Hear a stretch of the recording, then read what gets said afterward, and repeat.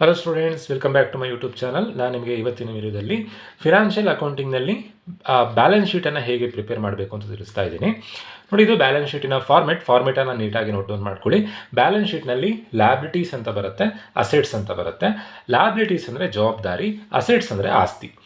ನಿಮಗೆ ಏನೇನು ಆಸ್ತಿ ಇದೆಯೋ ಅದನ್ನು 3 ಥರದಲ್ಲಿ ಡಿವೈಡ್ ಮಾಡಿ ಬರೀಬೇಕು: fixed asset, current assets, investment. ಲ್ಯಾಬಿಲಿಟೀಸ್ನಲ್ಲೂ ಅದೇ ಥರನೇ 3 ಥರ ಡಿವೈಡ್ ಬರುತ್ತೆ: capital and reserves, non current liabilities, current liabilities. ನೀಟಾಗಿ ಫಾರ್ಮೆಟನ್ನು ನೋಟ್ ಡೌನ್ ಮಾಡ್ಕೊಳ್ಳಿ. ಇಲ್ಲಿರುವಂಥ ಎಂಟ್ರೀಸ್ಗಳು ಏನು, ಇದನ್ನು ಹೇಗೆ ಟ್ರೀಟ್ ಮಾಡಬೇಕು ಅನ್ನೋದನ್ನು ನಾನು ನಿಮಗೆ ಪ್ರಾಬ್ಲಮ್ ಮಾಡ್ತಾ ತಿಳಿಸ್ಕೊಡ್ತೀನಿ. ಒಂದು ಕ್ವಶನ್ ಪೇಪರ್ ಪ್ರಾಬ್ಲಮ್ ಮಾಡಿಸ್ತಾ ಇದ್ದೀನಿ. 2025 ಕ್ವಶನ್ ಪೇಪರ್ ಪ್ರಾಬ್ಲಮ್ ಮಾಡಿಸ್ತಾ ಇದ್ದೀನಿ. ಫಿನಾನ್ಷಿಯಲ್ ಅಕೌಂಟಿಂಗ್ನಲ್ಲಿ 25 ಕ್ವಶನ್ ಪೇಪರ್. ಬ್ಯಾಲೆನ್ಸ್ ಶೀಟನ್ನು 10 ಮಾರ್ಕ್ಸಿಗೆ ಪ್ರಿಪೇರ್ ಮಾಡಲಿಕ್ಕೆ ಹೇಳಿದ್ದಾರೆ. ನೋಡಿ, ಒಂದಷ್ಟು ಬ್ಯಾಲೆನ್ಸ್ ಶೀಟ್ ಎಂಟ್ರೀಸ್ ಕೊಟ್ಟಿದ್ದಾರೆ, ನೀವು ಬ್ಯಾಲೆನ್ಸ್ ಶೀಟನ್ನು ಮಾಡಬೇಕು.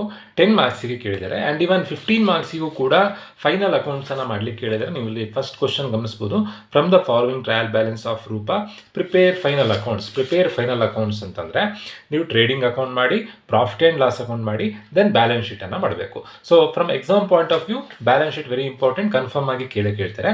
ಇಲ್ಲಿ ಒಂದಷ್ಟು ಎಂಟ್ರೀಸ್ಗಳನ್ನು ಕೊಟ್ಟಿದ್ದಾರೆ. ಈ ಎಂಟ್ರೀಸ್ಗಳಲ್ಲಿ ಅಸೆಟ್ಸ್ ಯಾವ್ದು, ಲಯಬಿಲಿಟೀಸ್ ಯಾವ್ದು ಅಂತ ಕ್ಲಾಸಿಫೈ ಮಾಡಿ ಬರೀಬೇಕು. ಅಸೆಟ್ಸ್ನಲ್ಲಿ 3 ಥರ ಹೆಡ್ಡಿಂಗ್ ಬರುತ್ತೆ: fixed asset, current assets, investment. Assets ಅಂತಂದರೆ ಆಸ್ತಿ. ನಮ್ಮ ಹತ್ರ ಇರುವಂಥ ಆಸ್ತಿಗಳನ್ನು 3 ಥರದಲ್ಲಿ ಡಿವೈಡ್ ಮಾಡಬೇಕು. First fixed asset. Fixed asset ಅಂತಂದರೆ ಯಾವಾಗಲೂ ನಿಮ್ಮ ಹತ್ರ ಇರುವಂಥದ್ದು. ಫಿಕ್ಸ್ಡ್ ಅಸೆಟ್ನಲ್ಲಿ ಟ್ಯಾಂಜಿಬಲ್, ಇಂಟ್ಯಾಂಜಿಬಲ್ ಅಂತ ಎರಡು ಥರ ಬರುತ್ತೆ. ನೀವು ಅದನ್ನು ಇಲ್ಲಿ ಬೈಫೋರ್ಕೇಷನ್ ಮಾಡುವಂಥ ಅವಶ್ಯಕತೆ ಇಲ್ಲ. ಕಣ್ಣಿಗೆ ಕಾಣುವಂಥ ಅಸೆಟ್ಸ್ಗಳು, ಕಣ್ಣಿಗೆ ಕಾಣದೇ ಇರುವಂಥ ಅಸೆಟ್ಸ್ಗಳು.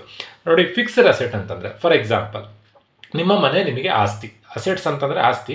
ನಿಮ್ಮ ಮನೆ ನಿಮಗೆ ಆಸ್ತಿ, ಅದು ನಿಮಗೆ ಕಣ್ಣಿಗೆ ಕಾಣಿಸುತ್ತೆ. ನಿಮ್ಮ ಮನೆಯಲ್ಲಿರುವಂಥ ಫರ್ನಿಚರ್ ನಿಮಗೆ ಆಸ್ತಿ. ನಿಮ್ಮ ಮೋಟಾರ್ ವೆಹಿಕಲ್, ನಿಮ್ಮ ಮನೆಯಲ್ಲಿರುವಂಥ ವೆಹಿಕಲ್ಗಳು ನಿಮಗೆ ಆಸ್ತಿ.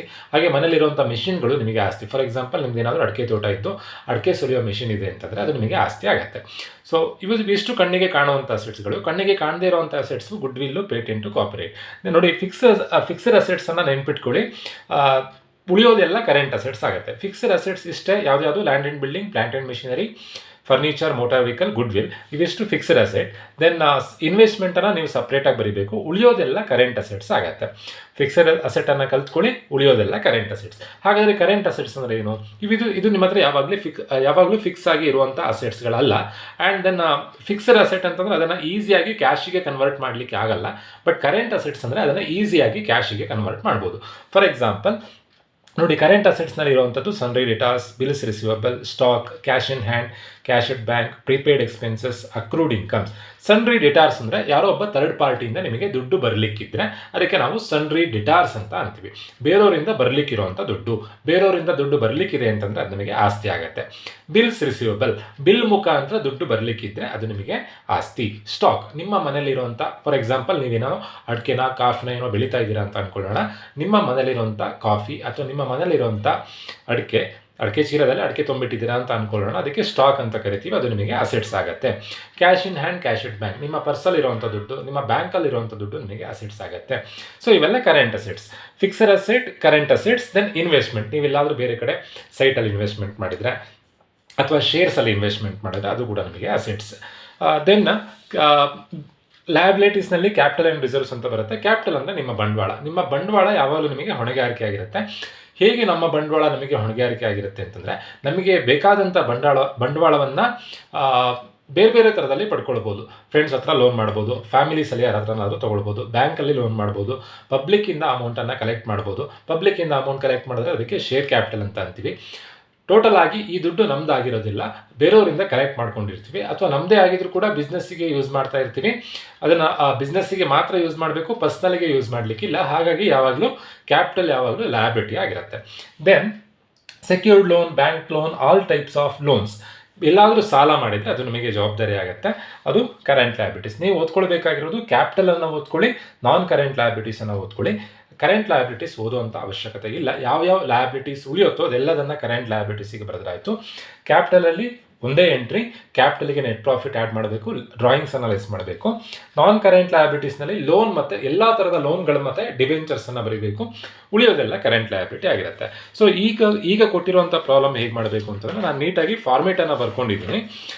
ಕ್ಯಾಪಿಟಲ್ ಲಯಬಿಲಿಟೀಸಲ್ಲಿ 3 ಕ್ಲಾಸಿಫಿಕೇಶನ್ ಬರುತ್ತೆ: capital and reserves, non current liabilities, current liabilities. ಅಸೆಟ್ಸಲ್ಲಿ 3 ಕ್ಲಾಸಿಫಿಕೇಶನ್ ಬರುತ್ತೆ: non current assets, current assets, investment. 1 by 1 entries ಎಲ್ಲಿಗೆ ಬರುತ್ತೋ ಅಲ್ಲಿ ಬರೀತಾ ಹೋದ್ರಾಯ್ತು. ಫಸ್ಟ್ ಕೊಟ್ಟಿರುವಂಥದ್ದು ಫರ್ನಿಚರ್. ನಿಮ್ಮ ಹತ್ರ ಫರ್ನಿಚರ್ ಇದೆ ಅಂತಂದರೆ ಅದು ನಿಮಗೆ ಆಸ್ತಿ ಆಗುತ್ತೆ. ಫರ್ನಿಚರನ್ನು ಅಸೆಟ್ಸಲ್ಲಿ ಫಿಕ್ಸ್ಡ್ ಅಸೆಟಿಗೆ ಬರೀಬೇಕು. ಫರ್ನಿಚರ್ ಎಷ್ಟು ಅಮೌಂಟ್ ಕೊಟ್ಟಿದ್ದಾರೆ? ಫರ್ನಿಚರ್ 75,000 ಕೊಟ್ಟಿದ್ದಾರೆ. ಫರ್ನಿಚರ್ 75,000. ನೆಕ್ಸ್ಟ್ ಕೊಟ್ಟಿರುವಂಥದ್ದು prepaid expenses. Prepaid expenses, outstanding expenses. ನಿಮಗೆ ಕನ್ಫ್ಯೂಷನ್ ಆಗುವಂಥ ಎಂಟ್ರಿ. ಪ್ರೀಪೇಯ್ಡ್ ಎಕ್ಸ್ಪೆನ್ಸಸ್ ಅಂದರೆ ನೀವು ಕಟ್ಟಬೇಕಾಗಿರುವಂಥ ಎಕ್ಸ್ಪೆನ್ಸಸ್ಸನ್ನು ಮುಂಚಿತವಾಗಿ ಕಟ್ಟಿದ್ದೀರಾ. ಫಾರ್ ಎಕ್ಸಾಂಪಲ್, ನಿಮ್ಮ ಮನೆಯ ಕರೆಂಟ್ ಬಿಲ್ಲನ್ನು ಇನ್ನು 6 ತಿಂಗಳು ಕರೆಂಟ್ ಬಿಲ್ಲನ್ನು ಈಗಾಗಲೇ ಕಟ್ಟಾಗಿದೆ. ಮುಂದಿನ 6 ತಿಂಗಳು ಕರೆಂಟ್ ಬಿಲ್ಲನ್ನು ಈಗಲೇ ಕಟ್ಟಿದರೆ ಅದು ನಿಮಗೆ ಆಸ್ತಿ ಆಗುತ್ತೆ. ಅದೇ ಹಿಂದಿನ 6 ತಿಂಗಳು ಕರೆಂಟ್ ಬಿಲ್ಲನ್ನು ಇನ್ನೂ ಕಟ್ಟಲಿಕ್ಕೆ ಬಾಕಿ ಇದ್ದರೆ ಅದು ಜವಾಬ್ದಾರಿ ಆಗುತ್ತೆ. ಪ್ರೀಪೇಯ್ಡ್ ಎಕ್ಸ್ಪೆನ್ಸಸ್ ಅಂದರೆ ಅಸೆಟ್, ಔಟ್ಸ್ಟ್ಯಾಂಡಿಂಗ್ ಎಕ್ಸ್ಪೆನ್ಸಸ್ ಅಂದರೆ ಲಯಬಿಲಿಟಿ. ಈಗ ಪ್ರೀಪೇಯ್ಡ್ ಎಕ್ಸ್ಪೆನ್ಸಸ್ ಕೊಟ್ಟಿದ್ದಾರೆ, ಇದನ್ನು ನಾವು ಕರೆಂಟ್ ಅಸೆಟ್ಸ್ ಅಂಡರಲ್ಲಿ ಬರೀಬೇಕಾಗತ್ತೆ. ನಾನು ಆಲ್ರೆಡಿ ಹೇಳಿದೆ, ಫಿಕ್ಸ್ಡ್ ಅಸೆಟ್ ಯಾವ್ದು? Land and building, plant and machinery, furniture, motor vehicle, goodwill. ಇವಿಷ್ಟನ್ನು ಬಿಟ್ಟು ಉಳಿಯೋದೆಲ್ಲದನ್ನು ಕರೆಂಟ್ ಅಸೆಟ್ಸಿಗೆ ಬರೀಬೇಕು. ಪ್ರೀಪೇಯ್ಡ್ ಎಕ್ಸ್ಪೆನ್ಸಸ್ಸನ್ನು ಕರೆಂಟ್ ಅಸೆಟ್ಸ್ ಅಂಡರಲ್ಲಿ ಬರ್ಕೊಳ್ತಾ ಇದ್ದೀನಿ. ಎಷ್ಟು ಅಮೌಂಟ್ ಇದೆ? 3,000 ಇದೆ. ಒಂದು ವೇಳೆ ನಿಮಗೆ ಈ ಅಸೆಟ್ಸ್ ಅಂತ ಒಂದು ಐಡೆಂಟಿಫೈ ಮಾಡಲಿಕ್ಕೆ ಗೊತ್ತಾಗಬೇಕು. ಅಸೆಟ್ಸಲ್ಲಿ ಯಾವ ಹೆಡ್ಡಲ್ಲಿ ಬರಿಬೇಕು ಅಂತ ಗೊತ್ತಾಗದೇ ಇದ್ದರೆ ಎಲ್ಲೋ ಒಂದು ಕಡೆ ಬರೀರಿ. ಫೈನಲ್ ಆನ್ಸರ್ ಅಷ್ಟೇ ಬರುತ್ತೆ. 1 or 2 ಮಾರ್ಕ್ಸ್ ಕಟ್ ಮಾಡ್ತಾರೆ. ಬಟ್ ಅಸೆಟ್ಟ ಲಯಬಿಲಿಟಿನ ಅಂತ ಐಡೆಂಟಿಫೈ ಮಾಡಲಿಕ್ಕೆ ನಿಮಗೆ ಗೊತ್ತಾಗಬೇಕು. ನೆಕ್ಸ್ಟ್ ಕೊಟ್ಟಿರುವಂಥದ್ದು ಇನ್ಕಮ್ ರಿಸೀವ್ಡ್ ಇನ್ ಅಡ್ವಾನ್ಸ್. ನಿಮಗೆ ಸಿಗಬೇಕಾಗಿರುವಂಥ ಇನ್ಕಮನ್ನು ಮುಂಚಿತವಾಗಿ ತೊಗೊಂಡಿದ್ದೀರಾ. ನೀವಿನ್ನೂ ಕೆಲಸನೇ ಮಾಡಿಲ್ಲ, ಬಟ್ ಇನ್ಕಮ್ ತೊಗೊಂಡಾಗಿದೆ. ಇದು ನಮಗೆ ಲಯಬಿಲಿಟಿ ಆಗುತ್ತೆ. ಇನ್ಕಮ್ ರಿಸೀವ್ಡ್ ಅನ್ ಅಡ್ವಾನ್ಸನ್ನು ನೀವು ಲಯಬಿಲಿಟಿಲಿ ಬರೀಬೇಕು. ಲಯಬಿಲಿಟಿಲಿ ಇಲ್ಲಿಗೆ ಬರೋದು ಕ್ಯಾಪಿಟಲ್ ಮಾತ್ರ. ನಾನ್ ಕರೆಂಟ್ ಲಯಬಿಲಿಟೀಸಲ್ಲಿ ಲೋನ್ ಮತ್ತು ಡಿಬೆಂಚರ್ಸನ್ನು ಬರೀಬೇಕು. ಹಾಗಾದರೆ ಇನ್ಕಮ್ ರಿಸೀವ್ಡ್ ಇನ್ ಅಡ್ವಾನ್ಸನ್ನು ಎಲ್ಲಿ ಬರೀಬೇಕು? ಕರೆಂಟ್ ಲಯಬಿಲಿಟಿ ಬರೀಬೇಕು. Income received in advance. Income received in advance ಕೊಟ್ಟಿರೋ ಅಮೌಂಟ್ ಎಷ್ಟು ಅಂತಂದರೆ, income received in advance 6,000 amount ಕೊಟ್ಟಿದ್ದಾರೆ. 6,000 ಬರ್ಕೊಳ್ತಾ ಇದ್ದೀನಿ. ನೆಕ್ಸ್ಟ್ ಇರುವಂಥದ್ದು ಬಿಲ್ಸ್ ಪೇಬಲ್. ಬಿಲ್ಸ್ ಪೇಬಲ್ ಅಂದರೆ ಬಿಲ್ ಮುಖಾಂತರ ದುಡ್ಡು ಕಟ್ಟಲಿಕ್ಕಿದೆ. ಇದು ಕೂಡ ಲಯಬಿಲಿಟಿ. ಲಯಬಿಲಿಟಿಯನ್ನು ನಾವು ಯಾವಾಗಲೂ ಈಗಷ್ಟೇ ಹೇಳಿದಾಗೆ ಕ್ಯಾಪಿಟಲಿಗೆ ಒಂದೇ ಎಂಟ್ರಿ, ನಾನ್ ಕರೆಂಟ್ ಲಯಬಿಲಿಟಿಗೆ 2 ಎಂಟ್ರಿ, ಉಳಿದಿರುವಂಥ ಎಂಟ್ರಿಯನ್ನು ಕರೆಂಟ್ ಲಯಬಿಲಿಟಿ ಬರೀಬೇಕು. Bills payable 12,000. ನೆಕ್ಸ್ಟ್ ಇರುವಂಥ entry sundry debtors. Sundry debtors ಅಂದರೆ ದುಡ್ಡು ಬರಲಿಕ್ಕೆ ಬಾಕಿ ಇದೆ, ಥರ್ಡ್ ಪಾರ್ಟಿಯಿಂದ ದುಡ್ಡು ಬರಲಿಕ್ಕೆ ಬಾಕಿ ಇದೆ. ಇದು ಅಸೆಟ್ಸ್ ಆಗುತ್ತೆ. ಸನ್ರಿ ಡೆಟಾರ್ಸನ್ನು ಕರೆಂಟ್ ಅಸೆಟ್ಸ್ ಅಂಡರಲ್ಲಿ ಬರ್ಕೊಳ್ಬೇಕು. Sundry debtors. ಎಷ್ಟು ಅಮೌಂಟ್ ಇದೆ ಸನ್ರಿ ಡೆಟಾರ್ಸ್? 3 lakh ಇದೆ. 3 lakh ಬರ್ಕೊಳ್ತಾ ಇದ್ದೀನಿ. ನೆಕ್ಸ್ಟ್ ಇರುವಂಥ ಎಂಟ್ರಿ ಬ್ಯಾಂಕ್ ಓವರ್ ಡ್ರಾಫ್ಟ್. ಬ್ಯಾಂಕಲ್ಲಿ ಲೋನ್ ಮಾಡಿದ್ದೀರಾ. Bank overdraft is nothing but bank loan. Bank ಓವರ್ ಡ್ರಾಫ್ಟನ್ನು ಎಲ್ಲಿ ಬರೀಬೇಕು ನೋಡಿ? ಬ್ಯಾಂಕ್ ಓವರ್ ಡ್ರಾಫ್ಟನ್ನು ನಾನ್ ಕರೆಂಟ್ ಲಯಬಿಲಿಟೀಸಿಗೆ ಬರೆದರೂ ಆಗುತ್ತೆ, ಕರೆಂಟ್ ಲಯಬಿಲಿಟೀಸಿಗೆ ಬರೆದರೂ ಆಗುತ್ತೆ. ಹೇಗೆ ಮಾಡಿದ್ರು ಒಂದೇ ಥರನೇ. ಬ್ಯಾಂಕ್ ಓವರ್ ಡ್ರಾಫ್ಟ್ 27,000 ಇದೆ. 27,000.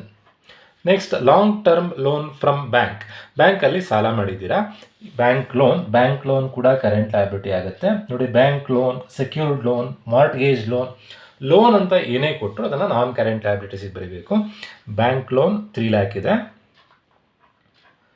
ನೆಕ್ಸ್ಟ್ ಇರುವಂಥದ್ದು ಕ್ಯಾಪಿಟಲ್. ನೋಡಿ, ಕ್ಯಾಪಿಟಲಲ್ಲಿ ಯಾವಾಗಲೂ 3 ಅಡ್ಜಸ್ಟ್ಮೆಂಟ್ ಬರುತ್ತೆ. Capital, add, net profit, less drawings. ಇವಿಷ್ಟನ್ನು ಸಿಂಪ್ಲಿಫೈ ಮಾಡಿ ನೀವು ಆನ್ಸರನ್ನು ಬರೀಬೇಕಾಗತ್ತೆ. ಕ್ಯಾಪಿಟಲ್ ಎಷ್ಟು ಅಮೌಂಟ್ ಇದೆ? 6 lakh ಇದೆ. Add net profit. ಕ್ವಶನಲ್ಲಿ ನೆಟ್ ಪ್ರಾಫಿಟ್ ಕೊಟ್ಟಿದ್ದಾರೆ ನೋಡಿ. ಕ್ವಶನಲ್ಲಿ ನೆಟ್ ಪ್ರಾಫಿಟ್ 2,10,000 ಕೊಟ್ಟಿದ್ದಾರೆ. 2,10,000 ಆ್ಯಡ್ ಮಾಡಬೇಕು. ಡ್ರಾಯಿಂಗ್ಸ್ ಏನಾದರೂ ಕೊಟ್ಟಿದ್ರೆ ಲೆಸ್ ಮಾಡಬೇಕು. ಡ್ರಾಯಿಂಗ್ 60,000 ಡ್ರಾಯಿಂಗ್ಸ್ ಕೊಟ್ಟಿದ್ದಾರೆ. ಡ್ರಾಯಿಂಗ್ಸನ್ನು ಲೆಸ್ ಮಾಡಬೇಕು. Capital 6 lakh plus 2,10,000 net profit, ಅಲ್ಲಿಗೆ 8,10,000 ಆಯಿತು. ಡ್ರಾಯಿಂಗ್ಸ್ 60,000 ಕಳಿಲಿಕ್ಕೂ ಬರುವಂಥ ಆನ್ಸರು 8,10,000ದಲ್ಲಿ 60,000 ಹೋದರೆ 7,50,000 ಆಗುತ್ತೆ. ಸೊ ಇದು ಕ್ಯಾಪಿಟಲ್ ಯಾವಾಗಲೂ ಎಲ್ಲ ಪ್ರಾಬ್ಲಮ್ನಲ್ಲಿ ಇದೇ ಥರನೇ ಮಾಡಬೇಕು. ನೆಟ್ ಪ್ರಾಫಿಟ್ ಆ್ಯಡ್ ಮಾಡಬೇಕು, ಡ್ರಾಯಿಂಗ್ಸನ್ನು ಲೆಸ್ ಮಾಡಬೇಕು. ಅಲ್ಲಿಗೆ ಕ್ಯಾಪಿಟಲ್ ಆಯಿತು. ನೆಕ್ಸ್ಟ್ ಕೊಟ್ಟಿರುವಂಥದ್ದು ಲ್ಯಾಂಡ್. ನಿಮಗೆ ಜಾಗ ಇದೆ ಅಂತಂದರೆ, ಭೂಮಿ ಇದೆ ಅಂತಂದರೆ ಅದು ನಿಮಗೆ ಅಸೆಟ್ ಆಗುತ್ತೆ. ಫಿಕ್ಸ್ಡ್ ಅಸೆಟ್ ಅಂಡರಲ್ಲಿ ಬರೀಬೇಕು. ಲ್ಯಾಂಡ್ ಕೊಟ್ಟಿರುವಂಥ ಅಮೌಂಟು 30,000 ಕೊಟ್ಟಿದ್ದಾರೆ. ಲ್ಯಾಂಡ್ 30,000. ನೆಕ್ಸ್ಟ್ ಇರುವಂಥದ್ದು ಡ್ರಾಯಿಂಗ್ಸ್ ಕನ್ಸಿಡರ್ ಮಾಡಿ ಆಗಿದೆ. ಕ್ಯಾಶ್ ಇನ್ ಹ್ಯಾಂಡ್ ಕೊಟ್ಟಿದ್ದಾರೆ. ನಿಮ್ಮ ಹತ್ರ ದುಡ್ಡಿದೆ ಅಂತಂದರೆ ಅದು ನಿಮಗೆ ಅಸೆಟ್. ಕ್ಯಾಶ್ ಇನ್ ಹ್ಯಾಂಡನ್ನು ಅಸೆಟ್ಸ್ ಅಂಡರಲ್ಲಿ, ಕರೆಂಟ್ ಅಸೆಟ್ಸ್ ಅಂಡರಲ್ಲಿ ಬರೀಬೇಕು. ಕ್ಯಾಶ್ ಇನ್ ಹ್ಯಾಂಡ್ 15,000 ಅಮೌಂಟ್ ಇದೆ. ನೆಕ್ಸ್ಟ್ ಕೊಟ್ಟಿರುವಂಥದ್ದು ಪ್ಲ್ಯಾಂಟ್ ಆ್ಯಂಡ್ ಮೆಷಿನರಿ. ನೋಡಿ, ಇದು ವರ್ಟಿಕಲ್ ಫಾರ್ಮೇಟ್. ಫಸ್ಟು ಲಯಬಿಲಿಟೀಸ್ ಬರೆದು ಲಯಬಿಲಿಟೀಸ್ ಅಂಡರಲ್ಲಿ ಅಸೆಟ್ಸನ್ನು ಬರೀಬೇಕು. ಹೀಗೆ ಆಚೆ ಈಚೆ ಬರೆಯೋದಲ್ಲ. ಒಂದು ವೇಳೆ ನಿಮ್ಮ ಲಯಬಿಲಿಟೀಸ್ ಅರ್ಧ ಪೇಜಿಗೆ ಮುಗೀತು ಅಂತಂದರೆ ಅದ್ರ ಕೆಳಗಡೆ ಅಸೆಟ್ಸ್ ಬರೀಬೇಕು. ನೆನ್ಪಿಟ್ಕೊಳ್ಳಿ, ವರ್ಟಿಕಲ್ ಫಾರ್ಮೇಟಲ್ಲಿ ನೀವು ಸೊಲ್ಯೂಷನ್ ಮಾಡಬೇಕು. ನೆಕ್ಸ್ಟ್ ಇರುವಂಥ ಎಂಟ್ರಿ ಪ್ಲ್ಯಾಂಟ್ ಆ್ಯಂಡ್ ಮೆಷಿನರಿ. ನಿಮ್ಮ ಹತ್ರ ಮೆಷಿನ್ ಇದೆ ಅಂತಂದರೆ ಅದು ನಿಮಗೆ ಅಸೆಟ್ ಆಗುತ್ತೆ. ಪ್ಲ್ಯಾಂಟ್ ಆ್ಯಂಡ್ ಮೆಷಿನರಿ ಎಷ್ಟು ಅಮೌಂಟ್ ಇದೆ? 2,85,000 ಇದೆ. ನೆಕ್ಸ್ಟ್ ಇರುವಂಥ ಎಂಟ್ರಿ ಅಕ್ರೂಡ್ ಇನ್ಕಮ್ ಅಂತಂದರೆ ಔಟ್ಸ್ಟ್ಯಾಂಡಿಂಗ್ ಇನ್ಕಮ್. ನಿಮಗೆ ಬರಲಿಕ್ಕಿರುವಂಥ ದುಡ್ಡು ಬರಲಿಕ್ಕೆ ಬಾಕಿ ಇದೆ ಅಂತಂದರೆ ಅದು ನಿಮಗೆ ಅಸೆಟ್ ಆಗುತ್ತೆ. ಅದೇ ದುಡ್ಡು ಕೊಡಲಿಕ್ಕೆ ಬಾಕಿ ಇದ್ದರೆ ಅದು ಲಯಬಿಲಿಟಿ ಆಗುತ್ತೆ. ಅಕ್ರೂಡ್ ಇನ್ಕಮ್ ಅಂದರೆ ಇನ್ಕಮ್ ಬರಲಿಕ್ಕೆ ಬಾಕಿ ಇದೆ. ಔಟ್ಸ್ಟ್ಯಾಂಡಿಂಗ್ ಇನ್ಕಮ್ ಅಂತ ಅರ್ಥ. ಔಟ್ಸ್ಟ್ಯಾಂಡಿಂಗ್ ಇನ್ಕಮ್ ಎಷ್ಟು ಅಮೌಂಟ್ ಇದೆ ಅಂತಂದರೆ 6,000 ಇದೆ. ಒಂದು ವೇಳೆ ನಿಮಗೆ ಕಷ್ಟ ಅಂತ ಅನಿಸಿದರೆ ಜಸ್ಟ್ ನಾವು ಫಾರ್ಮೇಟ್ ವೈಸೇ ಕ್ಯಾಲ್ಕುಲೇಷನ್ ಮಾಡ್ತಿರೋದು. ನೋಡಿ, ಫಾರ್ಮೇಟ್ ನಾನು ಏನು ಬರ್ಸಿದ್ನೋ ಅದೇ ಥರನೇ ಕ್ಯಾಲ್ಕುಲೇಷನ್ ಮಾಡ್ತಿರೋದು, ಏನೂ ಚೇಂಜಸ್ ಇಲ್ಲ. ಫಿಕ್ಸೆಡ್ ಅಸೆಟ್ ಇವಿಷ್ಟು ಫಿಕ್ಸೆಡ್ ಅಸೆಟನ್ನು ಕಲ್ತ್ಕೊಳ್ಳಿ, ಉಳಿಯೋದೆಲ್ಲ ಕರೆಂಟ್ ಅಸೆಟ್ಸ್ ಆಗುತ್ತೆ. ಇಲ್ಲಿ ಕ್ಯಾಪಿಟಲ್ ಮತ್ತು ನಾನ್ ಕರೆಂಟ್ ಲಯಬಿಲಿಟೀಸನ್ನು ಕಲ್ತ್ಕೊಳ್ಳಿ, ಉಳಿಯೋದೆಲ್ಲ ಕರೆಂಟ್ ಲಯಬಿಲಿಟಿ ಆಗುತ್ತೆ. ನೋಡಿ, ಬ್ಯಾಂಕ್ ಓವರ್ ಡ್ರಾಫ್ಟನ್ನು ಕರೆಂಟ್ ಲಯಬಿಲಿಟಿಲಿ ಬೇಕಾದರೂ ಕನ್ಸಿಡರ್ ಮಾಡ್ಬೋದು, ನಾನ್ ಕರೆಂಟ್ ಲಯಬಿಲಿಟೀಸಲ್ಲಿ ಬೇಕಾದರೂ ಕನ್ಸಿಡರ್ ಮಾಡ್ಬೋದು. ಹೇಗೆ ಕನ್ಸಿಡರ್ ಮಾಡಿದ್ರೂ ಆಗುತ್ತೆ. ನೆಕ್ಸ್ಟ್ ಇರುವಂಥ entry outstanding expenses 3,000. Outstanding expenses current liability ಆಗುತ್ತೆ. Outstanding expenses 3,000. ನೆಕ್ಸ್ಟ್ ಇರುವಂಥ entry bills receivable 6,000. Bills receivable ನಮಗೆ ಅಸೆಟ್. Bills receivable 6,000. ನೆಕ್ಸ್ಟ್ ಇರೋ ಎಂಟ್ರಿ ಸನ್ರಿ ಕ್ರೆಡಿಟಾರ್ಸ್. ಬೇರೆ ಥರ್ಡ್ ಪಾರ್ಟಿಗೆ ನಾವು ದುಡ್ಡು ಕೊಡಲಿಕ್ಕಿದೆ. 2,97,000 ಕೊಡಲಿಕ್ಕಿದೆ. ದುಡ್ಡು ಕೊಡಲಿಕ್ಕಿದೆ ಅಂತಂದರೆ ಅದು ಲಯಬಿಲಿಟಿ ಆಗುತ್ತೆ. ಸನ್ರಿ ಕ್ರೆಡಿಟಾರ್ಸ್ ಕೊಟ್ಟಿರೋವಂಥ ಅಮೌಂಟು 2,97,000. ನೆಕ್ಸ್ಟ್ ಇರೋವಂಥ ಎಂಟ್ರಿ ಇನ್ವೆಸ್ಟ್ಮೆಂಟನ್ನು ನೀವು ಸಪ್ರೇಟಾಗಿ ಬರೀಬೇಕಾಗತ್ತೆ. ಇನ್ವೆಸ್ಟ್ಮೆಂಟ್ 60,000 ಕೊಟ್ಟಿದ್ದಾರೆ. ಇನ್ವೆಸ್ಟ್ಮೆಂಟನ್ನು ಸಪ್ರೇಟ್ ಹೆಡ್ಡಿಂಗಲ್ಲಿ ಬರೀಬೇಕು. ಇನ್ವೆಸ್ಟ್ಮೆಂಟ್ 60,000. ನೆಕ್ಸ್ಟ್ ಇರುವಂಥದ್ದು ಸ್ಟಾಕ್ ನಿಮಗೆ ಯಾವಾಗಲೂ ಅಸೆಟ್ಸ್ ಆಗುತ್ತೆ. ಸ್ಟಾಕ್ ಅಮೌಂಟ್ ಎಷ್ಟು ಕೊಟ್ಟಿದ್ದಾರೆ ಅಂತಂದರೆ 2,25,000 ಕೊಟ್ಟಿದ್ದಾರೆ. ನೆಕ್ಸ್ಟ್ ಇರೋವಂಥ ಎಂಟ್ರಿ ಬಿಲ್ಡಿಂಗ್ ನಮಗೆ fixed asset. Land and building fixed asset. So ಬಿಲ್ಡಿಂಗನ್ನು ಫಿಕ್ಸ್ಡ್ ಅಸೆಟ್ ಅಂಡರಲ್ಲಿ ಬರೀಬೇಕು. 2,70,000. ನೆಕ್ಸ್ಟ್ ಇರುವಂಥದ್ದು ಗುಡ್ವಿಲ್ ಇಂಟ್ಯಾಂಜಿಬಲ್, ಕಣ್ಣಿಗೆ ಕಾಣಿಸುವಂಥದ್ದಲ್ಲ ಇದು. ಗುಡ್ವಿಲ್ 60,000 ಕಣ್ಣಿಗೆ ಕಾಣದೇ ಇರೋವಂಥ assets, intangible fixed asset. Next net profit ನಾವು ಆಲ್ರೆಡಿ ಕ್ಯಾಪಿಟಲಲ್ಲಿ ಕನ್ಸಿಡರ್ ಮಾಡಿ ಆಗಿದೆ. ನೆಟ್ ಪ್ರಾಫಿಟನ್ನು ಆ್ಯಡ್ ಮಾಡಿದ್ದೀವಿ. ಲಾಸ್ಟಿಗೆ ಉಳಿದಿರೋದು ಕ್ಯಾಶ್ ನಮಗೆ ಕರೆಂಟ್ ಅಸೆಟ್ಸ್. ಕ್ಯಾಶ್ ಎಷ್ಟು ಅಮೌಂಟ್ ಇದೆ ಅಂತಂದರೆ 60,000 ಇದೆ. ಅಲ್ಲಿಗೆ ಟೋಟಲ್ ಆಗಿ 22 ಎಂಟ್ರಿ ಕೊಟ್ಟಿದ್ದಾರೆ. ನಾವು 22 ಅಮೌಂಟನ್ನು ಇಲ್ಲಿ ಕನ್ಸಿಡರ್ ಮಾಡಿದ್ದೀವಿ. ನೋಡೋಣ. 1 2 3 4 5 6 7 8 9 10 11 12 13 14 15 16 17 18 19 20 21 22 ಟೋಟಲ್ ಆಗಿ 22 ಎಂಟ್ರೀಸ್ ಕೊಟ್ಟಿದ್ರು. 22 ಎಂಟ್ರೀಸು ಬರೆದಾಯಿತು. ಈಗ ಟೋಟಲ್ ಮಾಡಬೇಕು. ಟೋಟಲ್ ಮಾಡಿದಾಗ ಅಸೆಟ್ಸ್ ಮತ್ತು ಲಯಬಿಲಿಟೀಸ್ ಟ್ಯಾಲಿ ಆಗಬೇಕು. ಟ್ಯಾಲಿ ಆದರೆ ನಾವು ಮಾಡಿರುವಂಥ ಸೊಲ್ಯೂಷನ್ ಸರಿಯಾಗಿದೆ ಅಂತ ಅರ್ಥ. ಟೋಟಲ್ ಅಸೆಟ್ಸ್ ಮತ್ತು ಲಯಬಿಲಿಟೀಸ್ನ ಟೋಟಲ್ ಮ್ಯಾಚ್ ಆಗಬೇಕು. ಮ್ಯಾಚ್ ಆಗಿದೆ. 13,95,000 ಬರುತ್ತೆ. ನೋಡಿ, ಈಗ ಮಾಡಿರುವಂಥದ್ದು ಬ್ಯಾಲೆನ್ಸ್ ಶೀಟ್ ಎಂಟ್ರೀಸ್ ಕೊಟ್ಟು ಸೊಲ್ಯೂಷನ್ ಮಾಡೋದು ಹೇಗೆ ಅಂತ ತಿಳಿಸಿದ್ದೀನಿ. ಇದರಲ್ಲೇ ನಿಮಗೆ ಟ್ರಯಲ್ ಬ್ಯಾಲೆನ್ಸ್ ಕೊಟ್ಟು trading account, profit and loss account, balance sheet ಆ ಥರದ ಪ್ರಾಬ್ಲಮನ್ನು 15 ಮಾರ್ಕ್ಸಿಗೆ ಕೇಳ್ತಾರೆ. ಪ್ರಿಪೇರ್ ಫೈನಲ್ ಅಕೌಂಟ್ಸ್ ಅಂತ ಕ್ವಶನ್ ಕೊಡ್ತಾರೆ. ಆಗ ನೀವು ಟ್ರೇಡಿಂಗ್ ಅಕೌಂಟು ಮಾಡಬೇಕು, ಪ್ರಾಫಿಟ್ ಆ್ಯಂಡ್ ಲಾಸ್ ಅಕೌಂಟು ಮಾಡಬೇಕು, ಬ್ಯಾಲೆನ್ಸ್ ಶೀಟನ್ನು ಮಾಡಬೇಕಾಗತ್ತೆ. ಆ ಥರದ ಪ್ರಾಬ್ಲಮನ್ನು ನಾನು ನಿಮಗೆ ನೆಕ್ಸ್ಟ್ ವೀಡಿಯೋದಲ್ಲಿ ತಿಳಿಸ್ತೀನಿ. ಹೋಪ್ ಎಲ್ರಿಗೂ ವೀಡಿಯೋ ಅರ್ಥ ಆಗಿದೆ ಅಂತ ಅಂದ್ಕೊಳ್ತಾ ವೀಡಿಯೋ ಮುಗಿಸ್ತಾ ಇದ್ದೀನಿ. ವೀಡಿಯೋ ಮುಗಿಸೋದಕ್ಕಿಂತ ಮುಂಚೆ ನೋಡಿ, trading account, profit and loss account, balance sheet 3 separate problem ಮಾಡೋದು ಹೇಗೆ ಅನ್ನೋದನ್ನು ನಾನು ಆಲ್ರೆಡಿ ವೀಡಿಯೋ ಮಾಡಾಗಿದೆ. 3 ನೀಟಾಗಿ ನೋಡ್ಕೊಳ್ಳಿ. ಈ 3 ಕಲ್ತ್ಕೊಂಡ್ರೆ ಅದನ್ನು ಕಂಬೈನ್ಡ್ ಆಗಿ ಫೈನಲ್ ಅಕೌಂಟ್ಸ್ ಮಾಡೋದು ಹೇಗೆ ಅಂತ ಗೊತ್ತಾಗುತ್ತೆ. ಹೋಪ್ ಎಲ್ರಿಗೂ ಇವತ್ತಿನ ಪ್ರಾಬ್ಲಮ್ ಅರ್ಥ ಆಗಿದೆ ಅಂತ ಅಂದ್ಕೊಳ್ತಾ ವೀಡಿಯೋ ಮುಗಿಸ್ತಿದ್ದೀನಿ. Thank you.